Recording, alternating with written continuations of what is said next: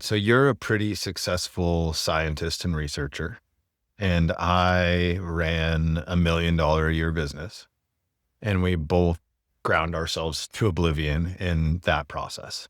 Yeah. And at a certain point, spirituality came into our lives. And I think it massively changed how we approach our work lives, our jobs. But why a doctor? Why a scientist in the first place? Because I grew up in Northern Virginia, and it felt like the successful path was doctor, lawyer, or, like, government contractor or president. Like, those were the choices that were in front of me, and I chose the helping version. Was it something that you actually wanted? It was something that I wanted, but it was also very driven by being successful. When in this process did you know that something wasn't quite right?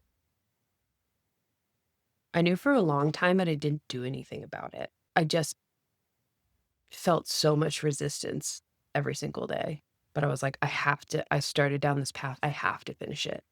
Why? I think I went down the path that I needed to learn what I needed to learn, but I took the hardest trail. To learn the lesson, I have to learn it in the most struggle bus kind of way. Like, I have to kick and scream through the lesson. Yeah, I'm pretty hard headed also. So, I tell people often that I really think suffering is here because it's the only way I would have listened. Like, I don't think if my life was great and somebody came and was like, actually, you should think about it this way, yeah, I'm 99% sure I would have said, fuck you, I'm great. yeah, And so I personally needed to be brought to my knees yeah, so that I would start to see the world differently. yeah. And that is the thing that massively shifted how I was showing up in my business and how I was showing up for work. Do you think that you could have done or accomplished what you accomplished without the level of intense drive and ability to essentially subjugate yourself to move towards this extrinsically motivated goal? It was really internally driven by, like, the need to be something, and I don't know what the thing was. Like, do you know what was your driver of the push? Yeah, I needed to prove that I was worth But who are you proving it to? me. To you. Yeah. Yeah, maybe me too. It had nothing to do with the outer world. Well, it had everything to do with looking successful in the outer world, but it wasn't to make anyone happy except for myself because I had gotten to this place where I basically was like, fuck everyone. Like, I have a tattoo on my back that says only God can judge me. That's not what it said. That's not what it said. What does it say? Only goo can judge me. So I got this tattoo when I was 15 years old in a crackhead's kitchen, literally. So now it says only goo because it faded a bit. But I was not doing it for anyone else, you know? I felt like the world had given up on me at that point, and that's a big part of the reason why I wanted to do this so badly, like, why I was killing myself and pushing Yeah. was so that I could, like, throw a big fuck you and say, "You should have been paying attention." Maybe I was proving to myself that I actually was smart. I worked so hard in my life to put out this, like, image of being really put together, but it's something that has, in a lot of ways, like, destroyed my health because I don't feel like I match what I put out. Did the same behavior carry over from school into work? Yeah, but it had started breaking. Like, the end of school is when the facade had started, my body started falling apart, what I wanted in life started falling apart. Was it an awakening? Was it, like, a midlife crisis? I had achieved all of the things on my list that made me the image that I thought I needed to be, and I still felt horrible inside, and actually my body was, like, totally breaking apart, and that is what started to change my perspective on everything. Like, I was like, "I have to rethink how I operate in the world." When you say you felt horrible inside, what did that feel like? I was deeply uncomfortable in my own body. I felt stuck in my life. I didn't feel like I knew who I was.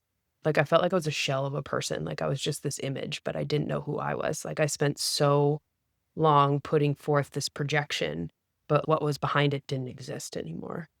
So I was just lost. Like I felt like I was kind of just like floating around in space And why did that feel so bad?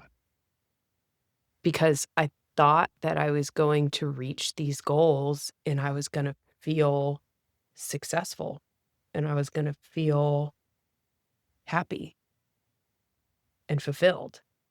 And I felt empty. Did you feel that at all? So it's kind of weird when you get a PhD, like you just defend your dissertation, then all of a sudden you're done and you've spent like 7, 8+ years trying to chase this goal, and then you just like walk out of a room and they're like, "You've done it." It's really a bizarre experience. And I felt so let down by that. I thought I was gonna walk out of that room and I was like finally gonna be like this shining version of myself, like I've arrived. And I was like, I'm the same. I'm the same. I'm exactly the same. Like nothing changed. And now I'm tired and my body doesn't work. So you described it as like a feeling of loss, Yeah. like a lost feeling, like not knowing what to do. What other feelings or what else is going on? I'm obviously not an Olympic athlete, but you know how sometimes they talk about like they go through major, major depressions after they win a gold medal. And it's because they worked their whole life for that one thing. And then you're like, I don't know what to do next. Like in the past, I've always been like, oh, well, if I take X, Y, and Z steps, then I'll get to this place and that will feel great. And then when you achieve the ultimate thing, you're like, I don't even know what the next step is. Physically, what was going on? Because that was the other thing you said is your body started to fall apart.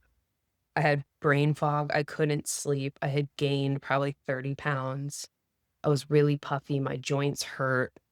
It just felt hard to move through the world. My digestion was really bad. I started being intolerant to exercise. It's like I achieved this goal and the things that I do, which was controlling my body and exercising to help me feel better, were also being kind of like ripped away from me. So I just felt like I was like floating around in the distance with no direction.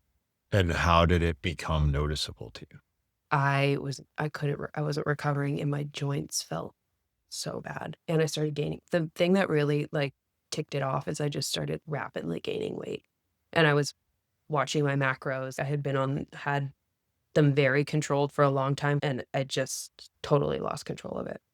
But the big thing was the joint pain. I couldn't squat anymore. I couldn't sleep because I was in a lot of pain, which I know you know about. How did that carry over to other areas of your life? My mood started to get, I think, because my body was so like overwhelmed. When I'd want to go do social stuff, I would just have panic attacks and I wouldn't be able to go. So I think it started just like turning into these really extreme shows of things that my body was, we need to sit down. Do you think that was the message, was stop? Yes. Absolutely. Did it affect your performance at work? It was harder for me. It affected me internally. Like I was really, really struggling. Then I took, I think, 6 weeks off before I started working. And I basically just stopped doing everything. And was that 6 weeks, like, did your body and your mental state start to come back? Yeah. All the way? No, it's still not all the way back. Was that the beginning of an upswing that continued, or was that just a phase and then it dipped back down again? It was, at the time, it was just a phase and it dipped back down, but it was the first domino to fall because like I changed so drastically in 4 weeks. I like lost all the weight that I gained just because I slowed down and didn't have anything I had to do.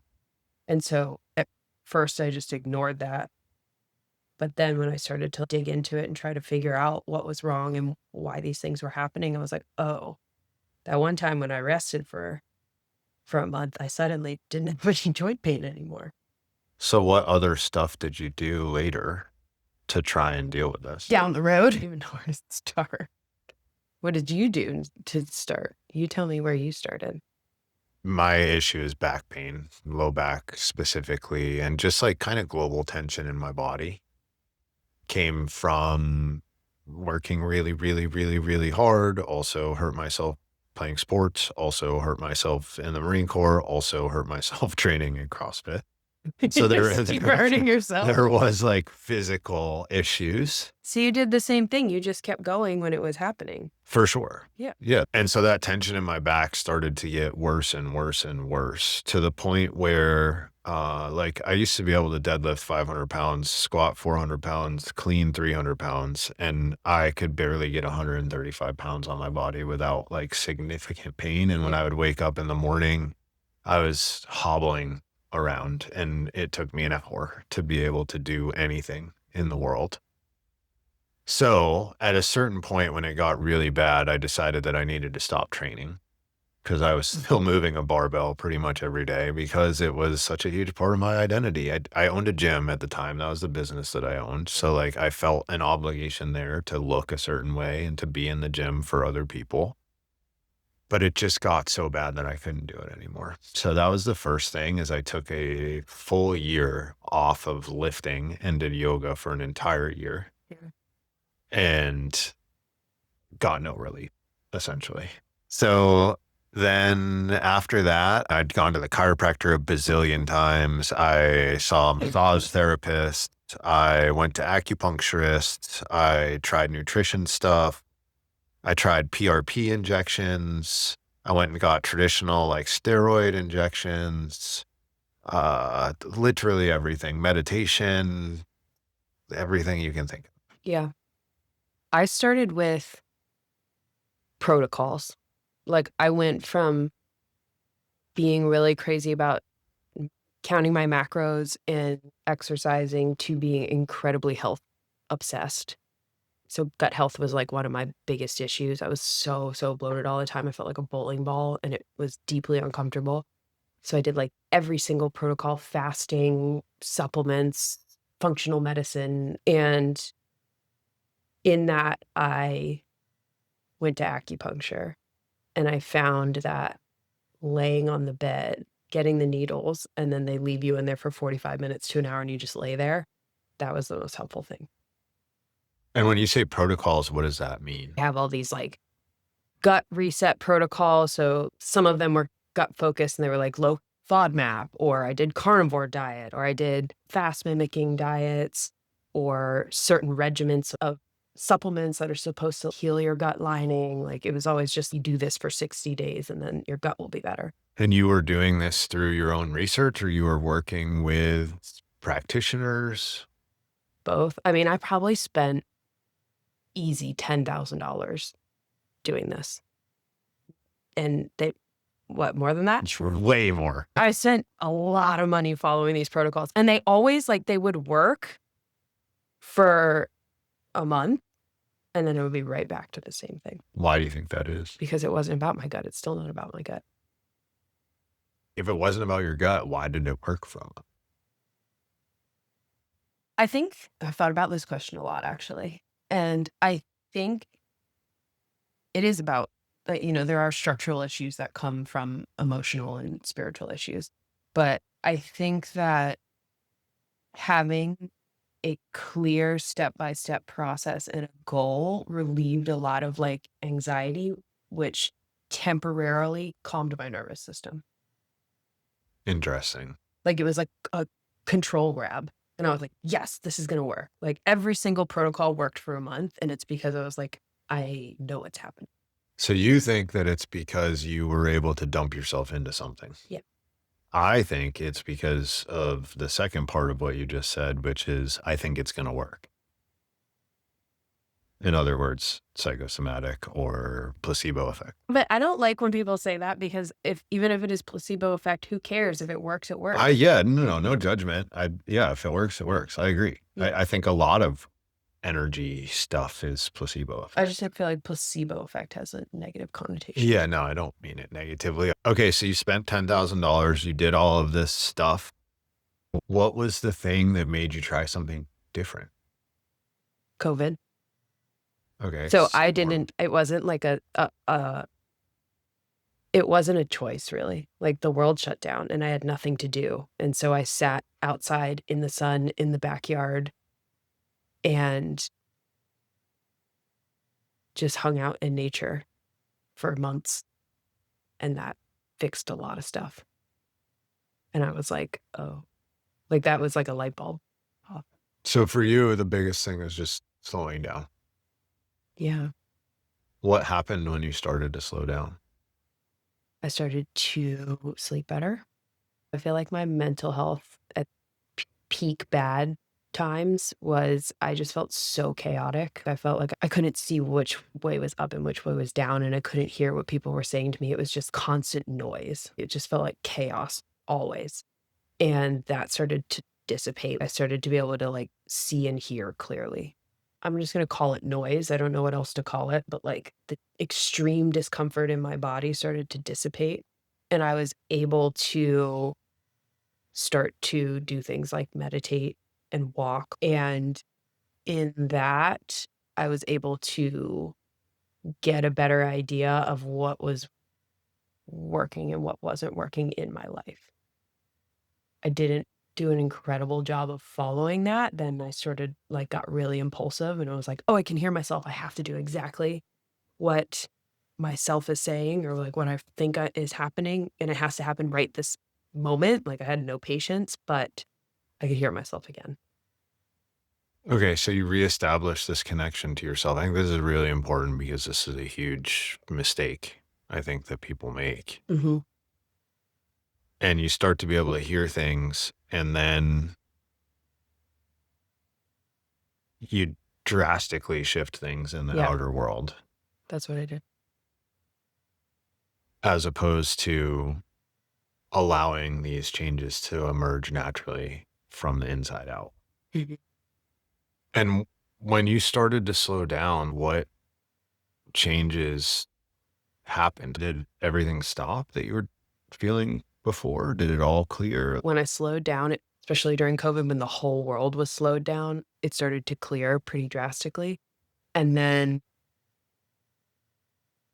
I started to notice that I did not feel emotionally and spiritually comfortable without chaos around me.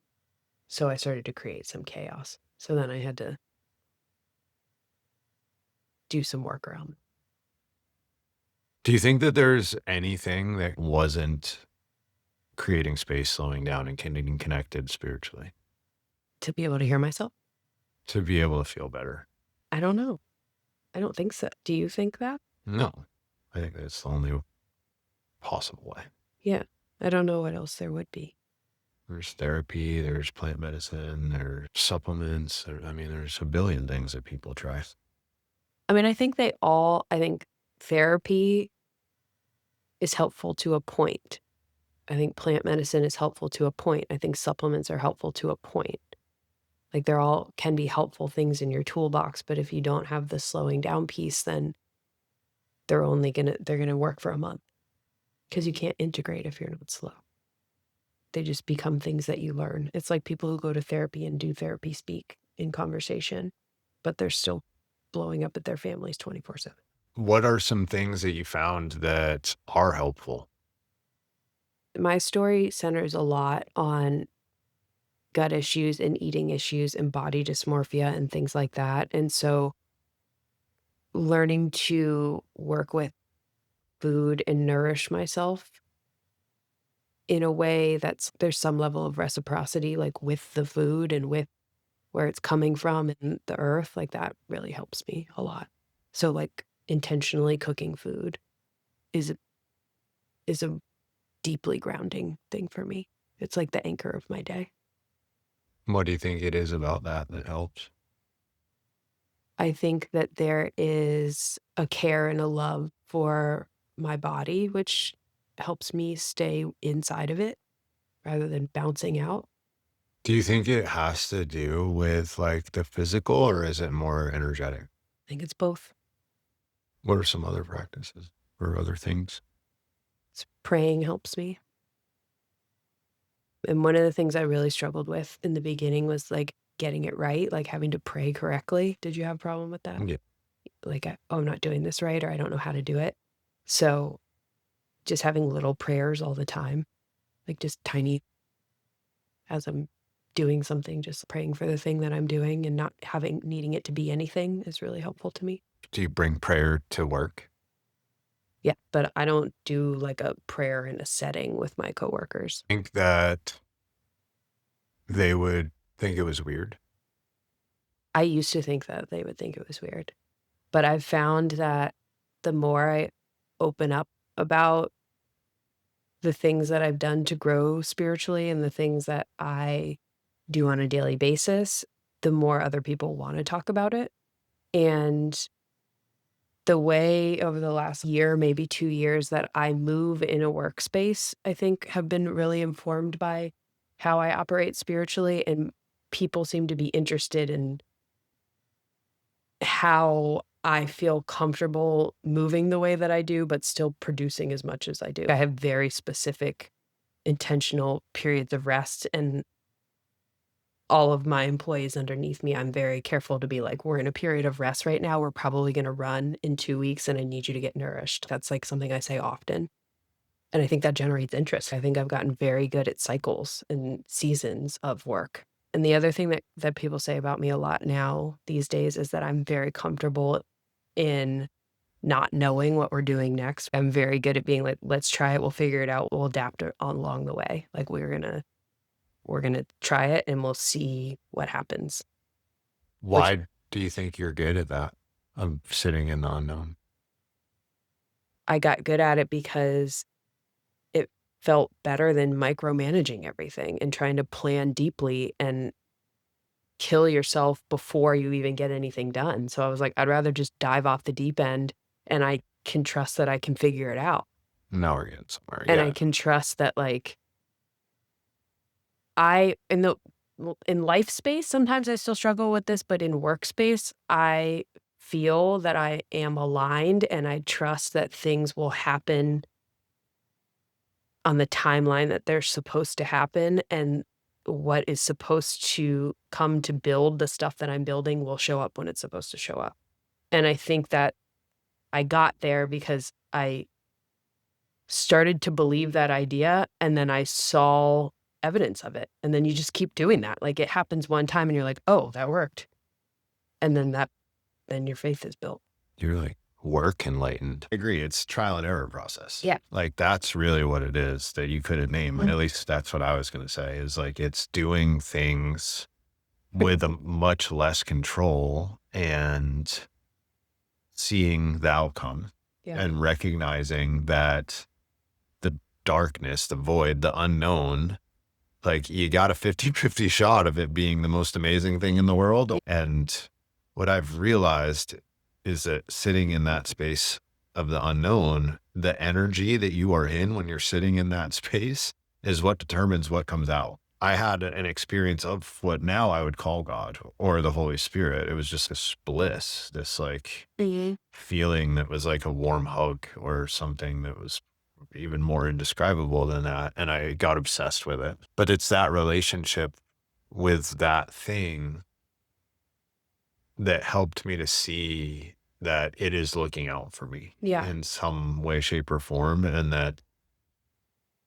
if I can trust that it's looking out for me, my life gets a whole lot better. That's true. And so that was really the piece for me that gave me a lot of courage to change my life. Because like you, I looked around and I knew that it wasn't right. And that was when I started to walk away from the $1 million business. It was like this thing of, you're not supposed to be doing this. Your body is falling apart. You've started to play in the unknown a little bit and you see that it's not all bad. And so I made the commitment to walk that path. Honestly, though, again, back to, I don't know if I would do it without suffering. The suffering needed to be louder than the good things that was happening in my Yeah. life also, Me too. or else I don't think I would have looked for a solution. Yeah. I think there's also, like, one of the things that's helped me in the workspace is when you trust that things work out for you and you can help those around you, like on your team, also get to that space and trust each other and something greater, all of a sudden everything is fun. We're trying this new thing. It might not work or it could. Like it suddenly becomes like almost gamified. And that's what I got to this year. And things have gotten so much better, not just with like me, but also with my team. Everybody is sort of like, we're going to try something new. It might fail, you know? And it's like, it keeps working. So you feel like this has brought you closer together? And part of something bigger. In my line of work, the people that work under me and with me and myself all need a a lot of compassion, a lot of empathy, and they need to have an open heart and a battery that can recharge. And so we talk about it a lot around how can you show up as the most open-hearted, compassionate person? And the way that you do that is these whatever these things are for you.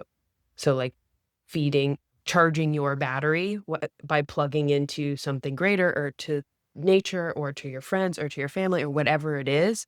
That way, when you do that and you spend time focusing on that, then you can show up open-hearted in the way that you need to for the people that you serve. You also mentioned this different rhythm and moving in cycles. Yeah, that's a big one. How do you discern when it's a cycle of rest versus when it's a cycle to push? Sometimes I feel like it's a cycle to push, and it feels like I'm pushing against a wall, and that's when I know we might be in a cycle of push, but we have to rest. Taking your foot off the gas, you feel like you're getting less done. No, doing that internal rhythm that I'm talking about, like, oh, I feel like I need to be in a pulled back cycle, but I have an external deadline. Giving myself the time to rest in that makes then the mini run within that much more productive.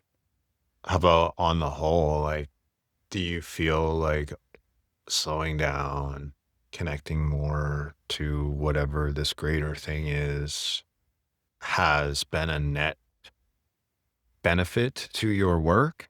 Yeah, it's definitely been a net benefit to my work. Like you said, I'm work enlightened. I guess I'm the best at this when it comes to work. But how about as far as like your output Yeah, and like how your performance is?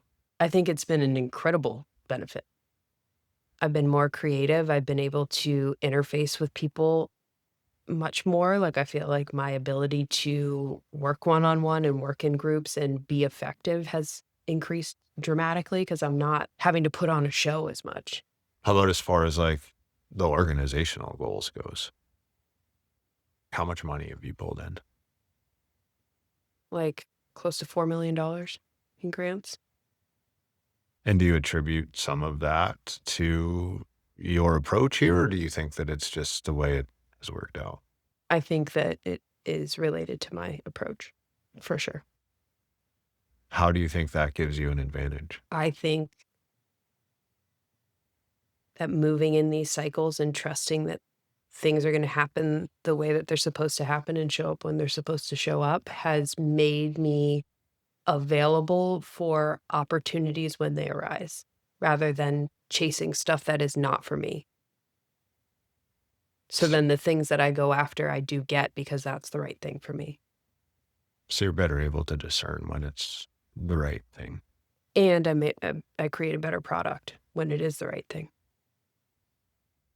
So a lot of people try a lot of different things when their soul comes. Like when you hit this point in life where your body stops working and you can't push nearly as hard as you were pushing, and life almost seems to be working against you. And the tendency is to look for a cure in the outer world. That's what we're trained to do. And that's going to cause you to more than likely spend a lot of money to figure out that you need to slow down. And at a certain point, developing this connection to this thing is going to make it feel like you don't have to carry the burden of your business and the world and your team on your shoulders all the time. So if that's something that you're after, like this video, subscribe to this channel. There's going to be a lot more coming, sometimes with court, sometimes not. Thanks for being here. Till next time.